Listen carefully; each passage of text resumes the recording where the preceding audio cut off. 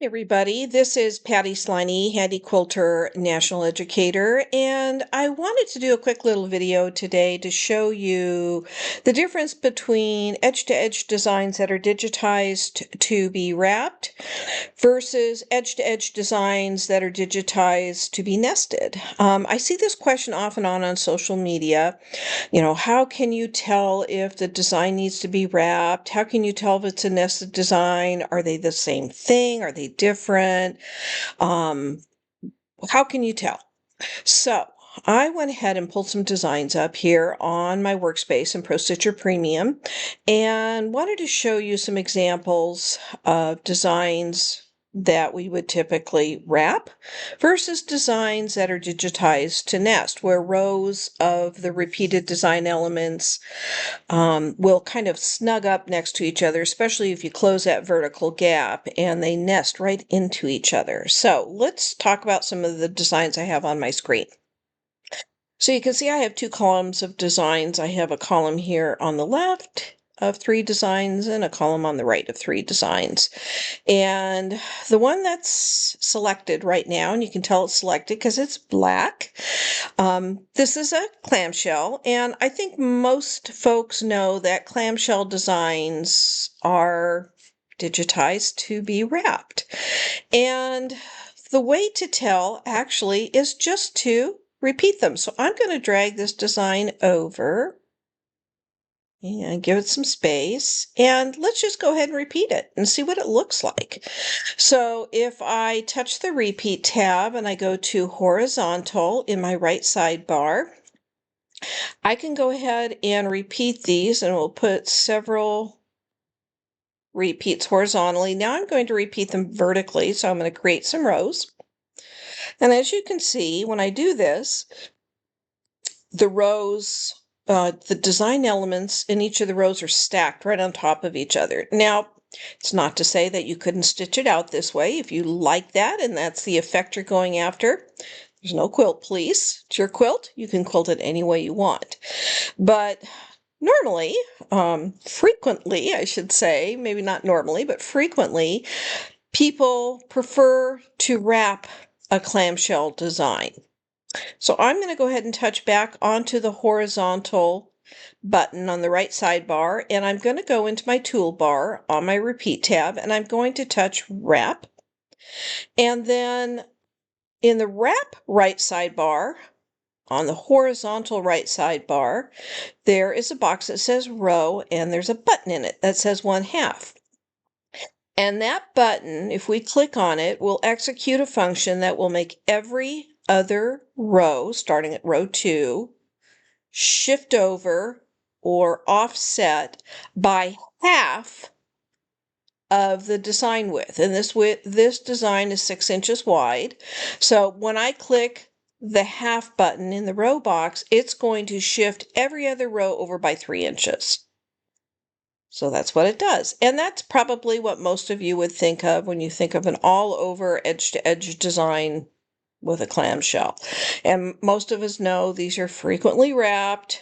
But again, not to say you have to do that. If you like this look and this is how you want to stitch it out, your quilt, your rules. So that's an example of a design that probably is going to look better wrapped and was certainly digitized with the intention to be wrapped. And when you repeat them vertically, if you see the design stacking one on top of the other, that's a good clue that you might like the look of it better wrapped. So I'm going to go ahead and close this design, so I can just go to File, Close, and if I touch Selected, it's going to close the selected design, and this is black, so I know it's my selected design. So let's go back over to our other example, which is an oak leaf. Again, I'm going to move it over a little bit here, and we're going to repeat it again and see how this looks wrapped or repeated and wrapped. So if I go to repeat, basic, horizontal, and I repeat horizontally to get some elements, and then let's repeat it vertically to get some rows. Again, you can see how it has that stacked look. And we might like the look better if we wrap it. So let's click on Wrap in the Repeat tab toolbar ribbon. Go back to our horizontal tab because that's where the row wrap lives. Click on the half button. And again, I think that looks pretty nice. Now I might want to zoom in a little bit. And to me, I'm not a fan of how this extends beyond, this row extends beyond the point of the row above it. So I would go back to Basic on the Repeat tab, Vertical, and I would increase my gap a little bit. So there's a little bit of a space there, and let me zoom back out. And I like that. I like how that looks, and that's probably how I would stitch that design out. So that's an example, another example. So we'll close that. Close, selected. And then let me go back over, and I want to show you one that you might not think would look good wrapped. This design right here, this is Audrey, and you can see the name is up here, it says Audrey. And if I take this design, move it over a little bit so we can play with it.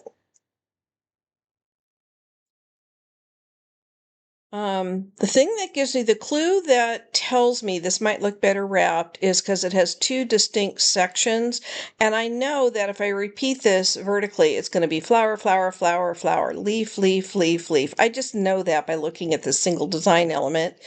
And if I go to horizontal, add some horizontal repeats, and then add some vertical repeats, sure enough, that's how it looks. And to me, that looks very static and not particularly aesthetically pleasing. So let's try wrapping it.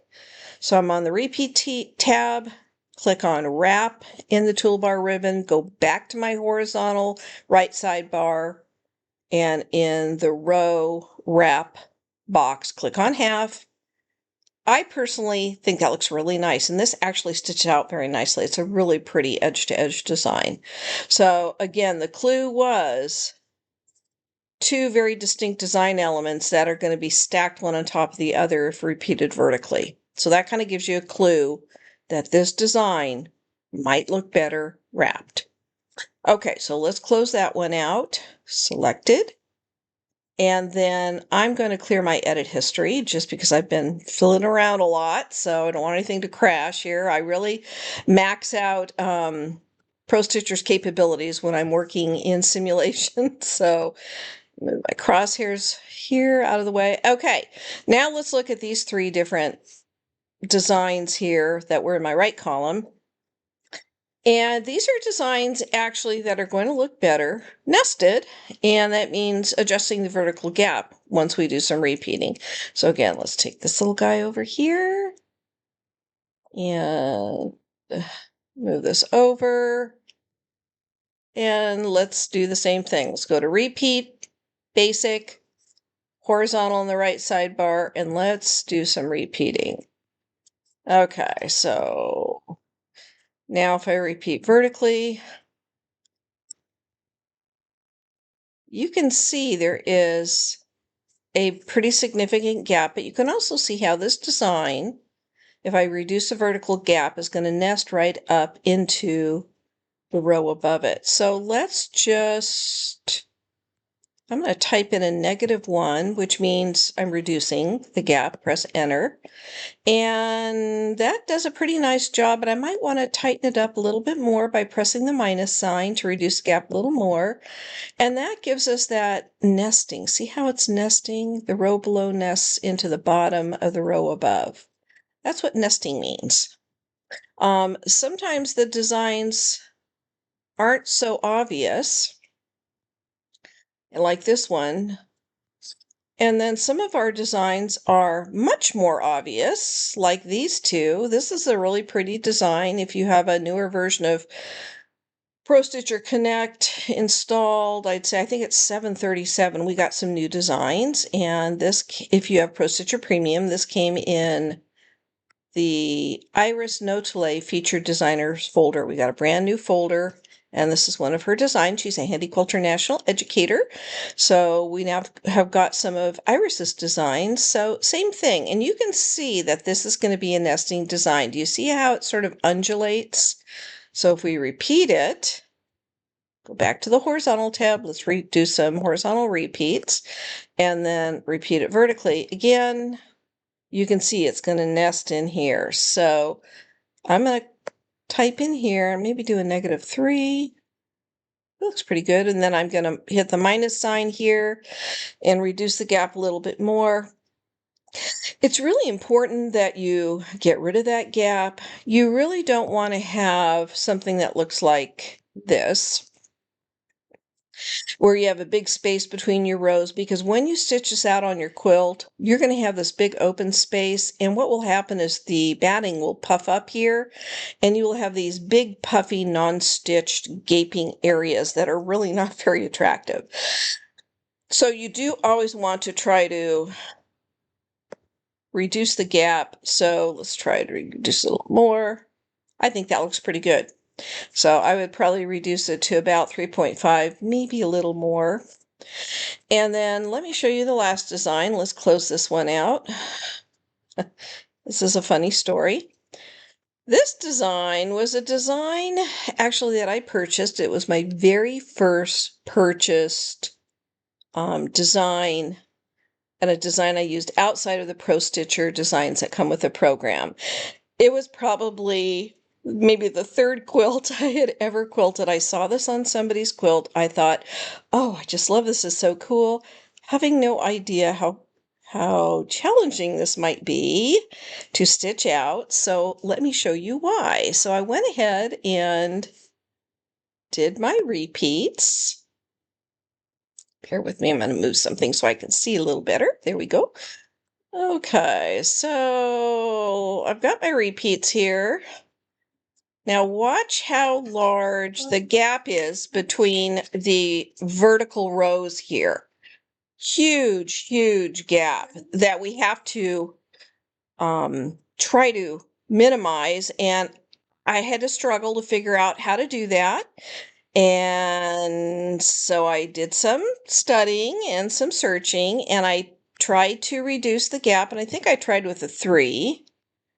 And there was still a lot of empty space, and it didn't really look like what the person had quilted on the quilt. Well, come to find out, this design's gap, vertical gap, needs to be reduced very significantly.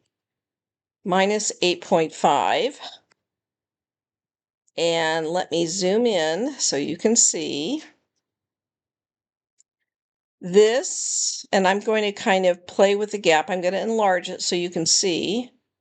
Okay, see where it is? I want you to watch this little space here. You don't want the design touching, so you've got to reduce the gap enough that you have a space there between these design elements, but not reduce so much that you're starting to hit up here. So it was a significant amount of gap reduction. Let me add a few more rows, and you can see this ends up being a very dense design. And you can also see now how very difficult it is to see where the top of your row is and the bottom of your row is. So I was really struggling with how far or not too far to advance my quilt with drag and drop when I ran out of throat space. I needed to advance. So I figured out if I just opened the design element again, okay, and then let's zoom in a little bit. I could take this design element and sort of superimpose it on top of my all over edge to edge design, and then I could see where the bottom of the row was, and I could move it again. I could move it down to whatever row I was on, or I could put it over here and kind of superimpose it. And then let me just move this over so you can see better. And that kind of gave me an idea like, okay, here's the bottom of my row and here's the top of my row. And then I could move my needle and watch my crosshairs as I took my hands, put them on my machine, and I started moving my needle and said, okay, here's the bottom of my throat space. And then I moved my needle up to the top of my throat space. And I said, okay, I can stitch this row out. And so when I knew I had advanced correctly, then all I had to do was make sure that this extra design element was selected, and you know it is because it's black. So I could then go to File, Close, Selected, get rid of it, and select my design, and then proceed with stitching the next row. So that's a little tip. If you're having a hard time determining the top and the bottom of a row, and this will happen frequently with really complex designs that have deep nesting and have dense design stitching. Sometimes it's really hard to tell, so that's a way you can tell. So I hope that this helps explain the difference between designs that need to be wrapped and designs that were digitized to be nested. And if you have any questions, don't hesitate to tag me on social media and like my post and like my video, and you can post questions to the video as well. Thanks so much. Bye-bye.